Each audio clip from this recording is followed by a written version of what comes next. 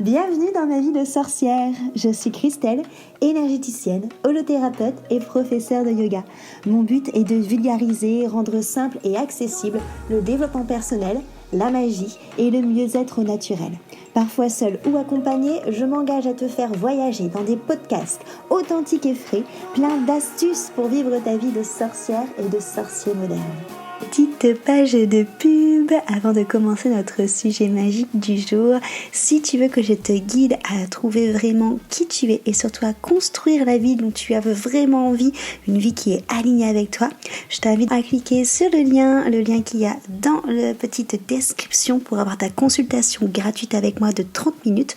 Comme ça, on va pouvoir papoter et on va pouvoir voir quel outil magique justement je peux prendre pour venir t'aider et te guider. Je te dis à très vite dans un rendez-vous. En attendant, on passe à notre sujet magique du jour.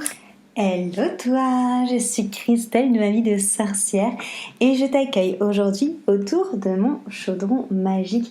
Je suis ravie de te retrouver pour ce nouvel épisode de ma vie de sorcière. Aujourd'hui c'est un épisode un peu spécial parce que je vais parler autour d'un mot. C'est un mot pour lequel vous avez voté sur Instagram il y a maintenant quelques semaines. C'est le mot vivre qui avait été sélectionné, qui vous avait le plus inspiré pour un podcast, et j'avais proposé aux personnes qui le veulent de m'envoyer quelque chose qui vous fait penser à ce mot.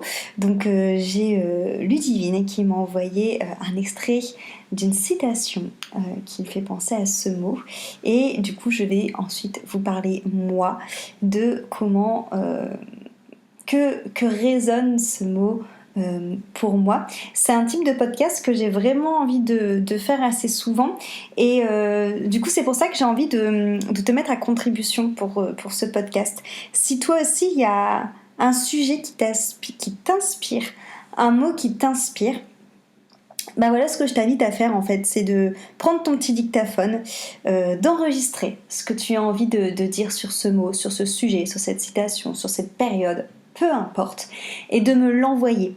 Et ensuite moi je verrai ce que tu dis m'inspire également, et on fera ensuite une sorte d'épisode de podcast ensemble. J'ai envie en fait de vous faire participer, de te faire participer aussi à ce podcast, en plus des invités que je connais, qui sont mes amis, de faire aussi participer toi en fait qui fait vivre ce podcast, qui écoute toutes les semaines, et c'est vraiment une manière de voir le podcast qui me fait vraiment vibrer. Donc je t'invite vraiment à prendre ton dictaphone spontanément, de parler autour de quelque chose, même si c'est des fois des colères que tu as envie d'exprimer ou des tristesses que tu as envie d'exprimer et que tu sais pas à qui le faire, de l'enregistrer sur ton dictaphone et de me l'envoyer par mail. Du coup, je te mettrai l'adresse mail dans le descriptif de ce podcast.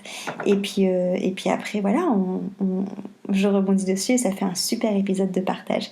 Je te mets juste maintenant le petit texte que Ludivine m'a partagé.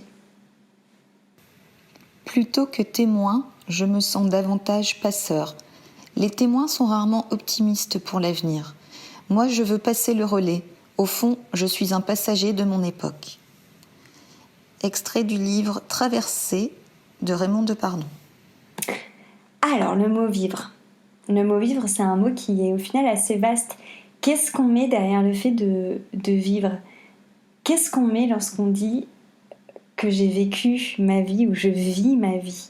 Il y a beaucoup de personnes, c'est très connu, ça c'est une étude qui fait beaucoup parler, qui sont assez tristes lorsqu'elles se sentent mourir, qui se rendent compte qu'elles n'ont pas vécu leur vie pleinement parce qu'elles ont plein de rejet aussi peut-être, mais de regrets, parce qu'elles ont vécu cette vie à travers le prisme d'autres personnes, à travers les croyances, les blessures d'autres personnes, à travers les peurs d'autres personnes. Et je pense que pour réellement vivre sa vie, il faut réellement être aligné et se connaître. C'est quelque chose que j'ai appris au fur et à mesure. En fait, c'est quelque part pour vraiment vivre, il faut désapprendre. Désapprendre ce que la société nous a mis comme obligation, comme carcan, désapprendre les croyances qu'on peut nous donner dans notre éducation, qui ne nous appartiennent pas, désapprendre les peurs aussi qui ne nous appartiennent pas, les peurs de gens autour de nous, d'amis, de patrons, de parents, d'adultes en règle générale. Mais en fait, pour moi, vivre, c'est désapprendre. C'est désapprendre parce qu'au final, la vie c'est une expérience. On dit toujours que la vie c'est une expérience terrestre. Et du coup, pour faire des expériences, il faut faire son propre prisme en fait. Sortir des croyances, des peurs, des attentes des autres, des obligations que les autres ont pour se faire sa propre expérience, pour vraiment vivre pleinement qui on est.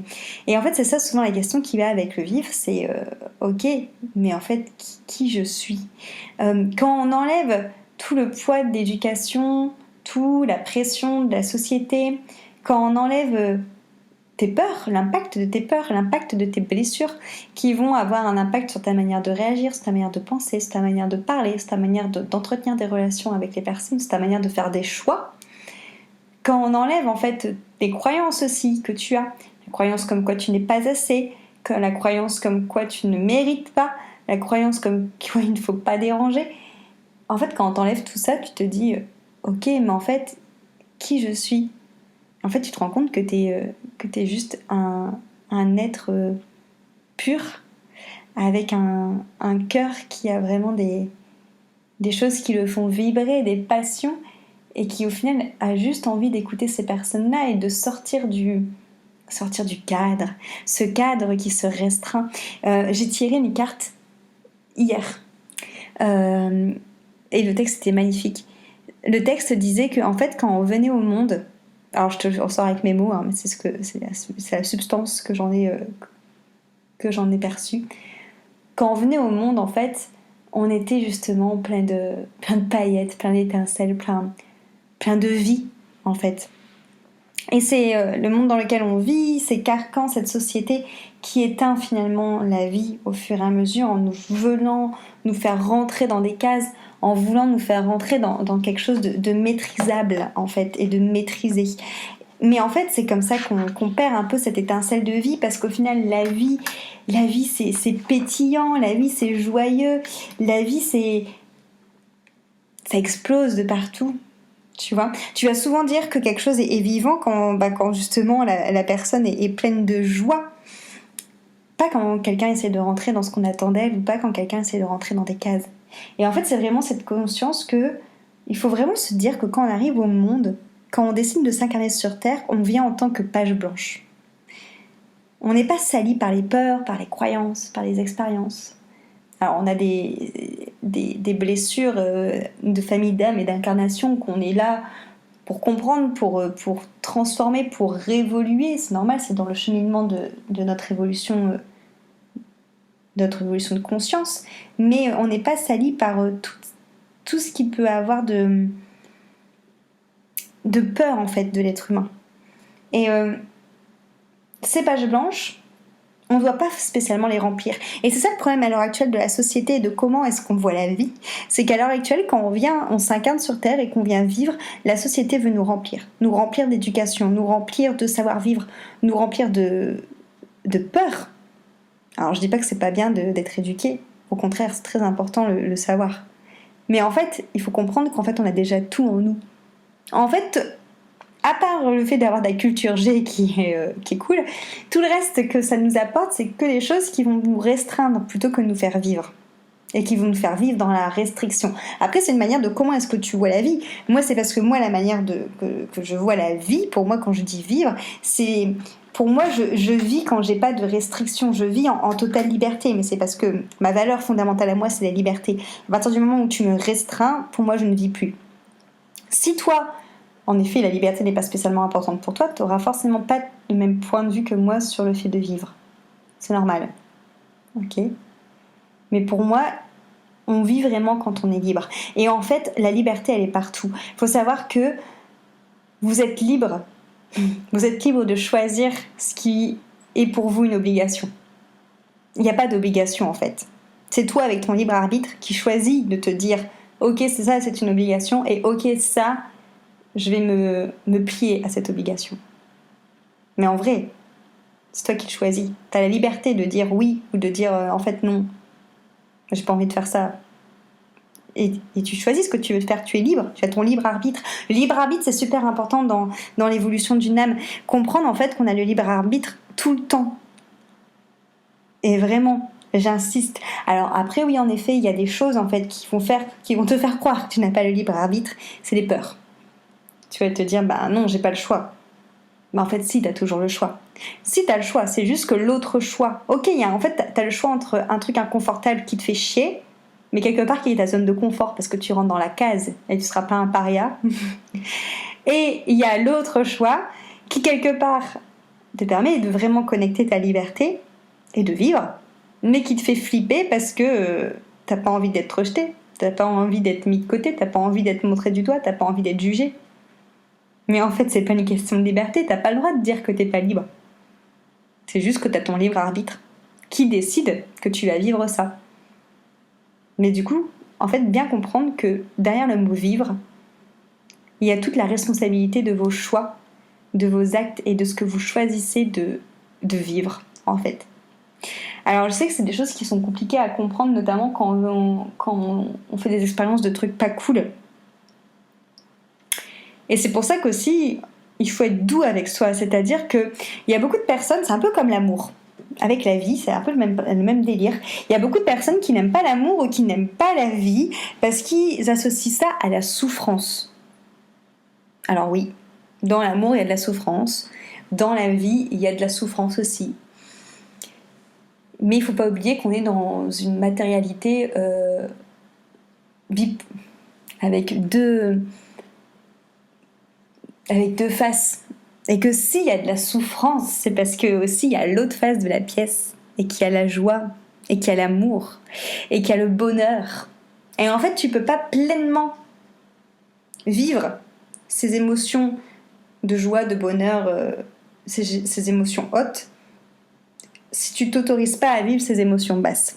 C'est-à-dire que la vie, c'est un composé de cette souffrance, de cette colère, de cette tristesse, de cette injustice, de ces peurs, et c'est aussi un composé de cette joie, de cette liberté, de ce qui te fait vibrer, de ce qui t'exalte. Parce qu'en fait, les deux ne peuvent pas l'être l'un sans l'autre. C'est comme en cuisine. Si tu connaîtrais que le goût sucré, bah tu ne saurais pas que c'est du sucre, parce que tu n'aurais pas d'élément de comparaison. Si tu dirais c'est du sucre, mais tu aurais l'impression que tout a ce goût-là, donc en fait ça perdrait son goût, ça perdrait ce côté justement doux du sucre. Jusqu'au moment où tu goûtes un plat bien salé et que tu te rends compte en fait qu'il y a d'autres saveurs. Et soit tu l'aimes pas. Mais là au moins tu peux avoir un vrai prisme sur les choses. Imagine une vie avec que de la joie. La joie n'aurait plus la même saveur. Tu ferais même plus attention à cette joie en vrai. T'arriverais même pas à la définir en fait. Si t'as de la joie depuis tout petit, alors c'est cool. Mais en fait, ça aurait pas de goût. Et c'est normal, en fait, on est dans un monde où il y a deux polarités à chaque fois. On est dans un monde qui est toujours en quête d'harmonie et d'équilibre. Et pour avoir l'harmonie et l'équilibre, il faut le blanc et le noir. Un tableau tout noir, ça n'a pas franchement d'intérêt. Un tableau tout blanc, ça n'a pas franchement d'intérêt. Ce qui a de l'intérêt, c'est quand il y a les deux et que ça dessine des choses grâce aux ombres et aux lumières. C'est le même principe dans ta vie. Donc le fait de vivre aussi, c'est accepter pleinement toutes les expériences, toutes les émotions, et de ne pas te juger. Tu as le droit d'aller mal aussi longtemps que tu as besoin d'aller mal, et tu as le droit d'aller bien aussi longtemps que tu as besoin d'aller bien. Mais juste prendre conscience que tu as ton libre arbitre. Que quelque part, si tu décides de faire ce choix-là et que ça te rend mal, t'as ta responsabilité dedans en fait. Et c'est ok. Tu vois, ça sert à rien de te flageller, mais en fait te rendre compte que tu as le droit de vivre les moments mal, que tu as le droit de vivre les moments bien, mais qu'en fait t'as ta responsabilité dans ce que tu vis, du coup. Et que notre vie, faut pas croire qu'elle a pas d'impact.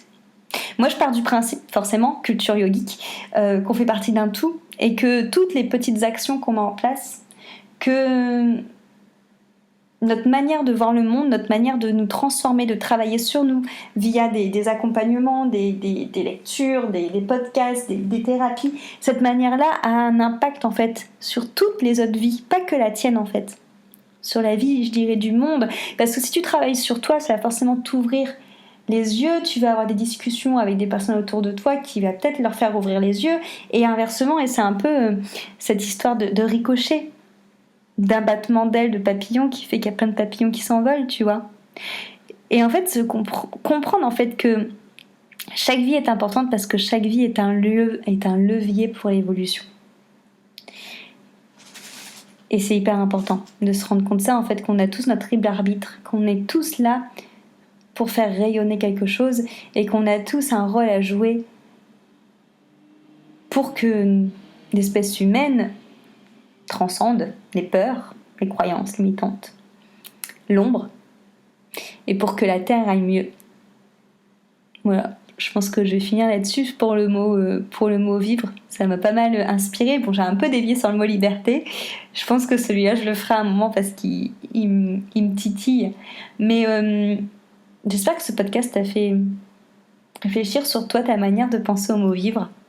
N'hésite pas à le partager avec moi, à m'envoyer un petit mail, soit par rapport à ce podcast-là, soit à m'envoyer toi un enregistrement sur un autre mot qui t'inspire. Tu vois, encore une fois, voilà, quand je te parle d'un enregistrement sur un mot, ça peut être un truc qui vient de ton cœur, comme ça peut être un extrait de poème, de bouquin, de chanson. Peu importe, c'est toi qui choisis. Mais j'ai hâte de co-créer ces épisodes avec toi en tout cas. Merci beaucoup pour ton écoute. Et puis je te dis à très très vite.